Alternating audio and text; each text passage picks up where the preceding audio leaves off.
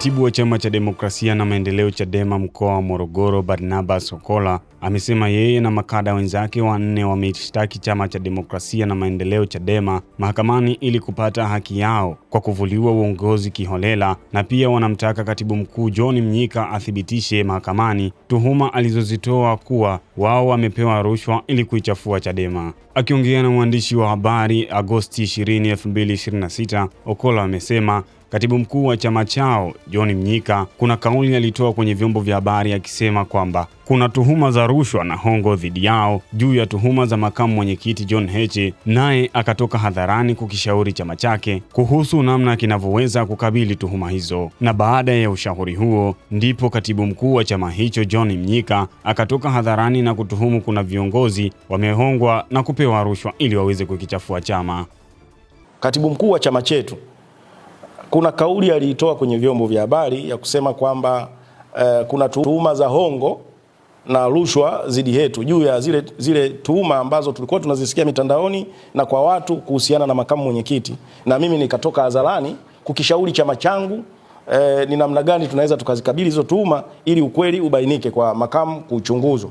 Lakini yeye akatoka hadharani na kutuhumu kwamba kuna hongo na rushwa dhidi yetu kuhusiana na jambo hili. Kimsingi hili sasa, kwa sababu alizungumza kwenye vyombo vya habari, sasa tunataka akazungumze kwenye kiapo kwamba tulipewa na nani fedha, tulipewa lini, tulipewa mahali gani. Akazungumze kwenye kiapo, twende tukazungumzie mahakamani, kwa sababu jambo alosema si jambo dogo, linachafua image kwa namna tulivyotengeneza brand yetu kwenye chama kwa uongozi wetu, alafu kila Israeli akatoa maneno kama yale. Kwa hiyo ni lazima atasema kwenye kiapo kwamba hizo fedha tumepewa na nani, tumepewa kiasi gani, lini na mahala gani kwenye kiapo cha mahakamani. Lakini jambo lingine aliibua kwamba akasema hii kesi yetu inalenga kwenda kulihujumu baraza kuu. Kimsingi niseme wakili amesema, amefafanua vizuri, nafikiri Watanzania wamesikia na wanachadema wamesikia kwamba sisi lengo si kuhujumu baraza kuu. Mimi Barnabas Okola ambaye ni katibu wa Chadema mkoa wa Morogoro, nataka baraza kuu lifanyike ili chama chetu kipate afya pamoja na maendeleo, kwa sababu chama kinajengwa na vikao pamoja na mambo mengine. Uimara wa chama unajenga kwa vikao na kikao cha kikatiba.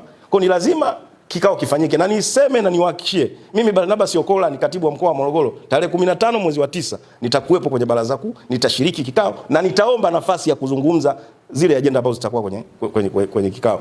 Lakini sasa kwa namna mambo ambayo yanavyoenda, ukimsikiliza wakili, ukamsikiliza katibu mkuu na mambo yanayoendelea kwenye chama na response ya yale mambo ambayo tuliyazungumza hadharani, yani unaona kwenye chama chetu ni kama vile demokrasia hakuna.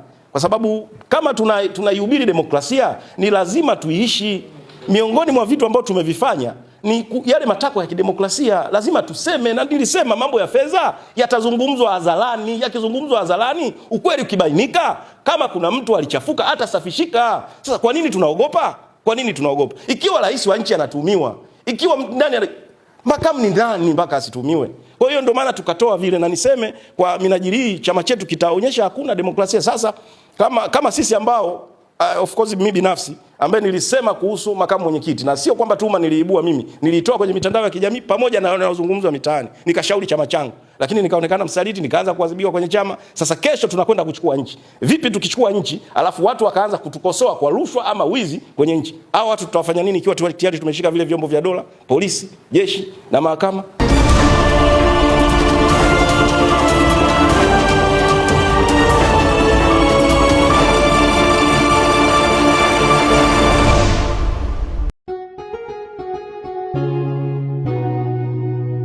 Kasako Media, tunaangazia maisha, tunaandika kesho.